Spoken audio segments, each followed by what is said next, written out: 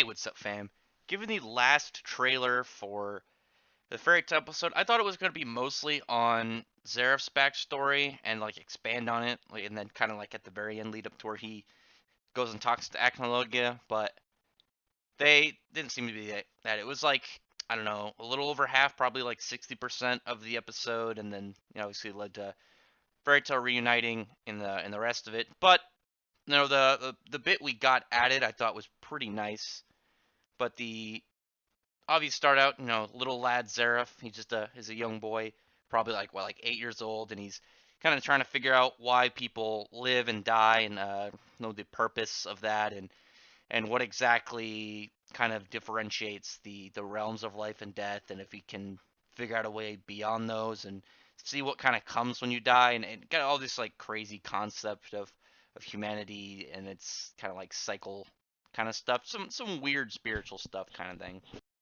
And so obviously he's told that he can't be doing that because he'll anger Ankh Salam, the god of life and death, because no one should be kind of messing in his business, and that was gonna just piss him off and make him enraged, even though they were like this paper that he did was so beyond what he should be able to do at that age, and it was just like astounding.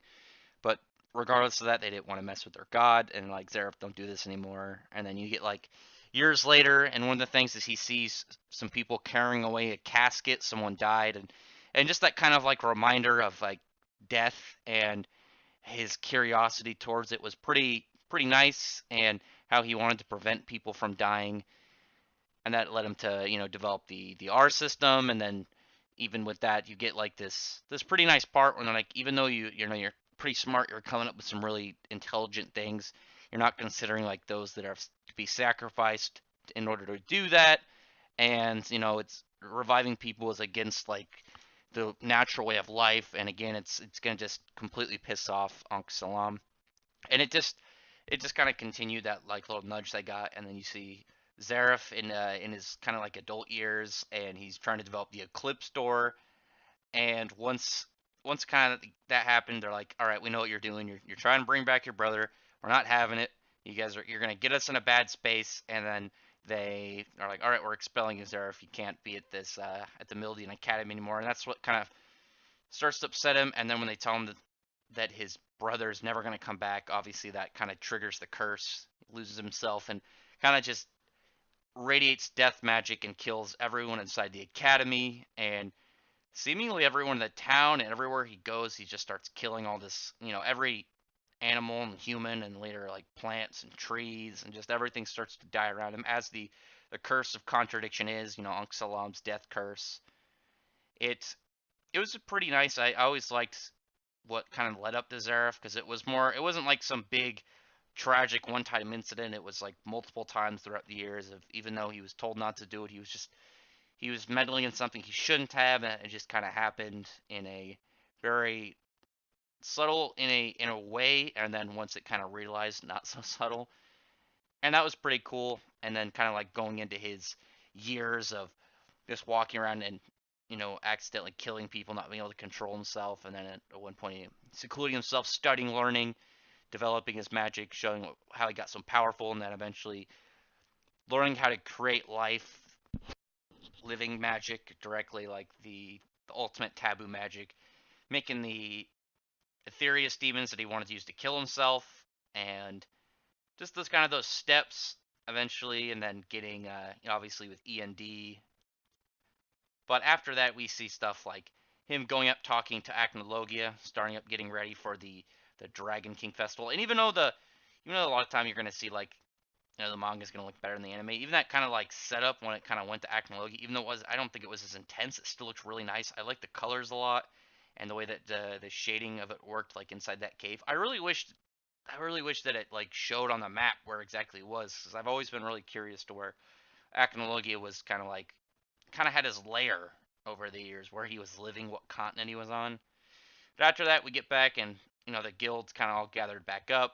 Everyone's kind of happy to see each other. They all got these letters from like Lucy and everyone that's been contacted by other members of the guild, and then reuniting. And then now it's raising the flag. They're fairy tale. They're back, and now we're gonna be leading up into the Albrecht arc. So lots of cool stuff.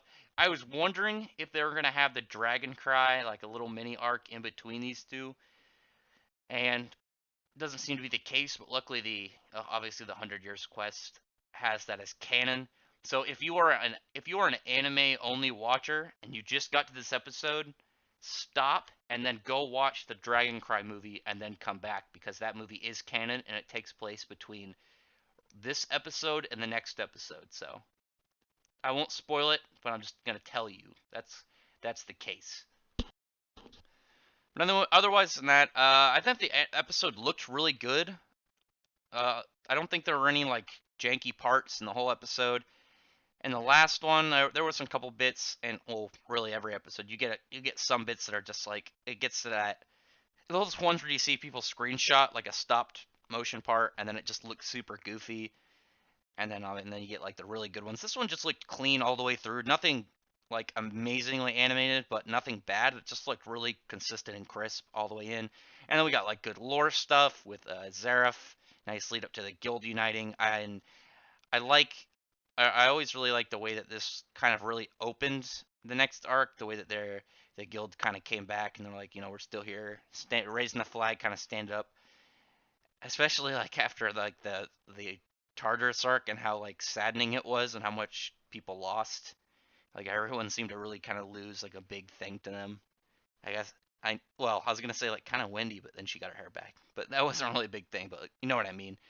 I need to go into like all the stuff that like the damage that people had to like their emotions and whatnot within the arc. But anyway, tell me in the comments what you think about this episode, and like and subscribe to the video if you enjoy more fairy tale content. You like these reviews.